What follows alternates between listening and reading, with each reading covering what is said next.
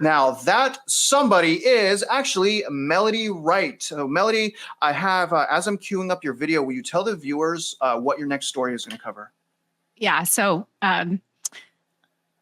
let's just say this coverage is a little bit rough, guys.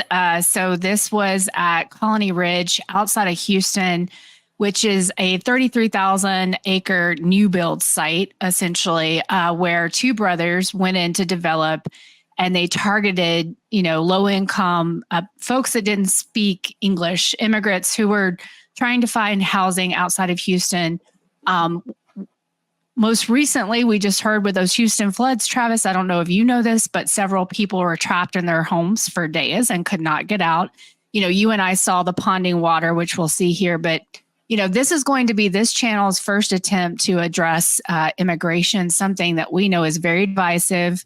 I'm very in the middle. I think most importantly, we want to be able to talk about these subjects, because it's as if our leaders don't want us to talk about them. They want us to keep screaming at one another. So I would just hope you guys give us a little leeway, because we think this is an important topic that we all need to have more dialogue around, because on the one hand, our purchasing power, our earning power is being kind of decimated. But on the other hand, folks are going out there and also, preying on these immigrants who have questionable legal status. So, that we're a little nervous about this one. So, I hope you guys receive it. And I'm going to go ahead and mute us real quick. And again, you guys, just to the viewers, we hate talking about immigration. This is just so important. This is very, very hard to watch. We really didn't capture, how bad it was there. But this is a video, so you guys can listen to an 8-minute video. Let me know if you guys that are live, let me know that the audio is good. I'm sorry that I paused you there. I know what you're thinking, Melody. I got pimples on my nose. I'm so angry at you right now. Okay. You're mad. I know you're mad at me, and you're okay. But you guys, let us know the audio is okay. It's about an 8-minute video. After the video, we'll go ahead and talk about it. I mean, look at the background. That is a blown up mobile home. Enjoy. Here we are at Colony Ridge, Texas. This is a development outside of Houston that got a lot of notoriety last fall when a DOJ investigation was filed about the developers here who essentially had a scheme, a private note sale scheme, where they lured in buyers, and when they couldn't pay, they foreclosed on them. 45% of the 35,000 homes that are in this area were reacquired. Guys, that's absolute insanity. If you think about our foreclosure rate right now, it's below 1%, around there. At the height of the GFC, we had a 10% delinquency. So the idea that many homes were foreclosed upon is unheard of. And so you can see as well we just got into the site. We'll be doing some more driving around, and I'll talk to you more about what's going on here. But you can just see some of the drainage ditches, the telephone poles in these yards. This area is not being taken care of. Apparently, it's a hotbed for illegal immigrants. There have been accusations of cartel here. This is quite a story, guys. And what we're seeing so far is very concerning. All righty, guys. So I volunteered for this next part. Lucky me, even though this is not my video, but I have some good news. If you don't want a manufactured home, Colonial Ridge also has storage containers as well. So go ahead and take a look here. You can see got our storage containers, okay? Always nice to have options, am I right? Now take a look at this next storage container house. It's got an upper deck. You see that? You guys see the air conditioning unit right in there and the windows cut in? We're talking about some really premium stuff here, guys. You can upgrade. You could probably get 2 air conditionings cut into that. Go ahead and take a look at their drainage right there. See the drainage. Man, it's just really refreshing to see how well they're taking care of these people out here. Wouldn't you agree? So here we are in another section of Colony Ridge. Guys, this place is absolutely massive. We're going to get some drone footage for you. Behind me, you'll see that one of the homes here has sold. But guys, take a look down here at the drainage. It's just ponding. It's just sitting completely still. This water is not moving. So you can see the quality of the construction. And guys, this brings me to the saddest part about all of this, which is apparently these two brothers, that this has been called a foreclosure mill. What they would do is they would take folks that probably didn't speak English very well. If you remember the scene in The Big Short when the guy says, I just deal with the immigrants. They just want a home. Very similar. These folks just wanted a home or a place to build a home. And what you're seeing out here are these lots where people are constructing all kinds of shelter. You've got open wires going into houses. I mean, this is unbelievable. We've also recently heard that a budget was passed, I think about $40 million for troopers to come police out here. But this is probably one of the saddest things I've seen of this cycle, guys. I'm reminded of shanty towns in Africa. Yes, this looks, it looks like a cheaply made house, but compared to the other things that we're seeing here, which we'll show you that footage, this is actually a nice home. So here we are on another street in Colony Ridge outside of Houston, and you can see that there are a lot of available homes here that have not sold. They've been sitting for quite some time. To the left, to the right, available for sale. But guys, looking at what's just down the street from this, I really don't understand who would be buying these properties. Okay, guys, so there's so little infrastructure out here. Again, these properties, I think the idea was you buy the lot, you build on it, or you bring a trailer or a mobile home, a manufactured home. We're seeing all kinds of structures out here, but you can see that we've got addresses written on signs. This is just, it's hard to explain in words. There's stray dogs everywhere. There's all kinds of building. We just saw a house, a double house, basically a mobile home, a roof, and a tiny house next to it. I mean, this is just, it's unbelievable, guys. And there doesn't seem to be, for what I read about getting the budget for troopers out here, I have not seen any law enforcement. And no one seems to be taking care of this area. There's trash everywhere. It's very bizarre to see this in the United States of America. You know, something that Travis and I really try to emphasize to you guys is that you have to do that subdivision level analysis, and you really need to understand not what exists there today, but what's going to exist there in the future. You know, what the zoning is, all of this really complicated stuff. You think you're just buying a house, but you're buying your neighbors as well. And so here's a great example in Colony Ridge of a new build right here, right next to this. Not exactly sure how to describe this building, except it looks burned out a little maybe. And then here for this new build right here to my left, you can see that there's a lot of interest, right? The for sale sign is in the ground, next to these pleasant drainage ditches that have been working so well that we've seen around here, ponding water over to the side of this new build as well.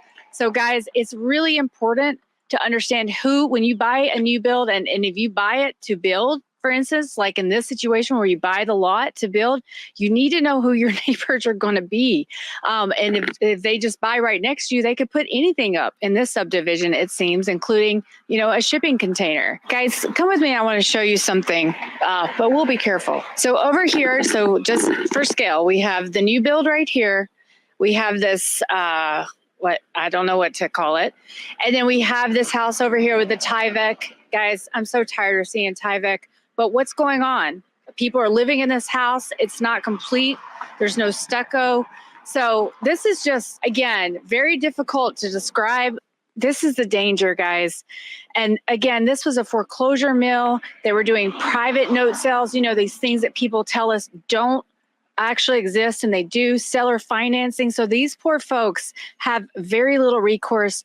And a lot of time what was being alleged is that they essentially would only sign people that didn't understand English. So that you can find in some of the articles we'll link down below.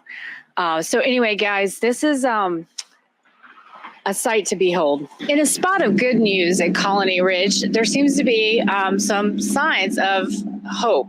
Bubble tea is coming soon, as well as donuts. But in all seriousness, guys, what we've seen here is just a tragic example of what happens when our leaders can't effectively lead. So what do I mean? Well, we hear about immigration. People yell about it all the time. And people have this idea that the left and the right see differently on this issue. But there's a lot of great literature out there, and a great book I recently read called End Times by Peter Turchin that argues that both sides, all elites, benefit greatly from cheap labor because it keeps that wage price spiral from spiraling out of control. And so in many ways, what we've seen and what I've seen here today, by allowing unregulated surge of regulation, we've kept down labor costs. And in many ways, this is why inflation has been able to persist, because the folks out there constructing these homes out here, getting rich off these immigrants, they're making plenty of money. And so they continue to keep propping up the housing market. Guys, immigration is divisive, but that doesn't mean that we can ignore it. Whatever side you are on this issue, I would encourage everyone to do a little more reading and understand how it's the elites that actually benefit from letting this cheap labor come into the country and erode your earning power. Okay. It's not one side or the other. So as we move into this election year, what I would encourage everyone to do is demand action to address this. What I'm seeing here is not safe for anyone. It's not safe for the residents here. It's not safe for the communities adjacent to it. And, you know, this just isn't who we are, guys. Melody, we're unmuted. Go ahead. Can I just say real quick, Melody, that was fantastic reporting. Excellent work there. Thank you for doing that. That was really well done. I couldn't have done it without Travis. He helped me sing. It was it was bad. I have a question. I'd like to start, Melody. I know you said 44% foreclosure rate. When I hear 44% foreclosure rate, I'm like, well, then that city should be belly up. But then when I think about, well, maybe they're just replacing the people that are foreclosed with just new immigration. And I hate talking about immigration. I love people. I love security. I love my jobs for Americans. But, can you go into like how it, like that predatory lending and how the lack of like immigration law actually can hurt immigrants? Like the law is also in the perfect world designed to protect human beings. Right. Well, I don't think. And it feels like they're not being protected, even though they're here illegally. And I get it. It hurts us. Okay, fine. But like, there's still human beings that are being hurt. Can you go into that predatory like spiral? Yeah. I mean, it's like these folks, it's like this is like a refugee camp. I mean, this is what it feels like to me, right? Like, it's like they knew the status. They knew how hated immigration is in this country. I mean, it was a huge issue in the last election. And so they kind of put them in this refugee camp where nobody could see them. And, they really had no recourse. They didn't speak the language. And, Travis, as you and I were there, we saw like all the signs were in Spanish for the most part. I mean, and so it's almost like these guys, oh gosh, it's still hard for me to talk about, but they're not protected, because if they were, there is no way these two brothers would have gotten away with a 44% foreclosure rate after. So the rest of the country, there seems to be no foreclosures, but here at Colony Ridge, there's plenty, because what they would do is find a new family off the boat and they'd sign them up. And the minute they were delinquent, they kick them right out. And they get somebody else and bring them in. And then they just kept doing this over and over. I mean, it's disgusting. And by the way, these people, and Travis, what you and I saw, that place was kind of devoid of people during the day while you and I were walking around there. But the minute it hit 4:00, we saw the cars coming in. They were coming home for work. These are the guys that we have been seeing on those construction sites all over the country. And this is the refugee camp in Texas where, they're basically being discriminated against. And so I get it. I want, like you say, security. I want jobs for Americans. But at the same time, I cannot let go of my humanity. And I can't stand by and watch this happen to other humans. These are not animals. They're humans. Jack? Yeah. First of all, this whole topic, and thank you guys for addressing this. You have to tiptoe around this topic, right? Because the whole topic of immigration is dominated by the screamers. You've got the people who are screaming on one side saying, let everybody in, as long as they don't live in my house, right? That's what they're saying. Let everybody in. Anybody wants to come here. 7 billion people in the world. They can all live in New Jersey. Okay, good luck with that. And then you've got the people on the opposite end who are saying, nobody who doesn't look and sound like me is allowed to live here. So the screamers dominate this conversation. And because of these children and their destructive nature of just how they act, the people in the middle are unable to have adult conversations about this. Now, I want to just address one real quick misnomer that we mentioned about how mass immigration is driving inflation. It's true in some areas. It's not true in some areas. Again, we're going to try to be factual and pragmatic here. This reduces people to numbers, and it's hard to do this, but we're talking economics here. Immigration, what it does is it brings in a lot of people, so you get more consumption. That's inflationary. They're here, they're buying food, they're buying things to live. It brings in more demand for housing, so that's inflationary. But it also brings in a lot more labor supply. That's deflationary. That suppresses wages. So when you have mass immigration like we have right now, you have some push up higher on consumer prices, some push up higher on housing prices, but downward pressure on wages. What that's doing is that's driving the wealth gap. More so than inflation one or the other, it's the wealth gap that's really getting bigger, that huge gap between the haves and the have-nots. That's what inflation really spreads. And, look, somebody who wants to come to this country, someone who wants to leave their home country, come to a place to build a better life where they don't even speak the language, that takes balls, if we're speaking frankly. That's the kind of people we should want here, because those are people who come here and put in the sweat and put in the work. And, you mentioned at 4:00, everybody came home. These are hardworking people. They're coming in, they're signing up with these predatory lenders, 44% foreclosure rate. So these guys who are running this place are robbing these hardworking immigrants blind. And because we can have adult conversations about this subject, people like these predatory lenders are thriving. People like the cartels that are smuggling these people into the country, hurting a lot of them along the way, are thriving. And the immigrants themselves are being preyed upon. And so we need to be able to have adult conversations about topics like this without the screamers coming in and shouting everybody down and the whole thing just devolving into chaos. But a 44% foreclosure rate, they're taking advantage of these poor people. What I suspect they're doing is they're signing them up for terms they don't understand. These people are working their butts off to borrow money to buy the land and then build a house on it. And then these a-hole lenders are coming in and just taking what they build and then selling it at a profit. And they're preying upon people. It shouldn't be allowed to happen. Excellent work, Melody. Thank you. Thank you. Just quickly, I'll say, I believe, so I didn't hear this exact, I read it through Rudy Havenstein's Substack, but I believe it was Mike Green who said he had a friend who was the one in charge of running the cameras down at the border. And they were told a year ago to turn them off. And to your point, Jack, this is like yield curve control, right? This is how you keep those labor costs down.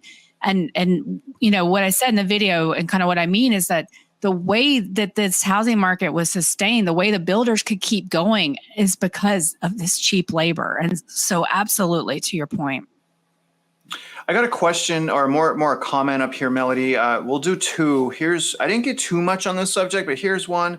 There's legal and illegal immigration. The illegal transfer to people in the U.S. is absolutely absurd. Now, obviously, we're not necessarily saying open borders. Can you just explain the difference between legal and illegal immigration and why one's okay, one's hurting us? Yeah. Well, I'll kind of, like I was just saying, it's not a good idea to turn the cameras off and let everybody in. I mean, that is illegal. I'm sorry, I'm kind of person that I'm a stickler about what words mean, legal and illegal. And I think right now, there's not a lot of legal immigration. And so if you look at it, but honestly, I think those in power, that's both the left and the right, because if one side or the other really wanted to get something done about it, they would. But both in power have no vested interest because the elites, they need that cheap labor. And so I don't believe we have a functioning immigration system right now, not even through legal channels. So we have to address this. We have to sit down and figure out what are the rules. I mean, this country was built on immigration. And I, for one, want people like you were saying, Jack, too, these hard workers to be able to come here if they want in a way that is not going to, under the cover of night, erode my earning power. And Melody, would you say the last comment here? Would you say this is a great breakdown of what you were just saying? This is from Ahmed. He's saying it's not only that bad, it's worse. It's the predatory mixed with the greed and hunger and sloth and all the deadly sins. Is that what you mean by both sides want this to continue? Correct. Yeah. I mean, it's just to Jack's point, this is making them wealthier while it's making the forgotten American much poorer. And I'll add, Travis, that the politicians all yank on emotional strings and raise money off of this issue. They want the dysfunction to continue because they raise cash off of it. All right. Good story, Melody. Thank you for going out there. That was really mentally, that was difficult. I've been there 4 times. Every time I go to Colonial Ridge, man, it puts me in a bad mood for like 2 days, because I get all of the points. Like we can't turn, we got to be safe, our jobs. But like, when I'm there, I don't see that. When I'm there, I'm seeing children. I'm seeing little kids playing, and I'm asking like, man, like, what are they going through? And that messes my head up.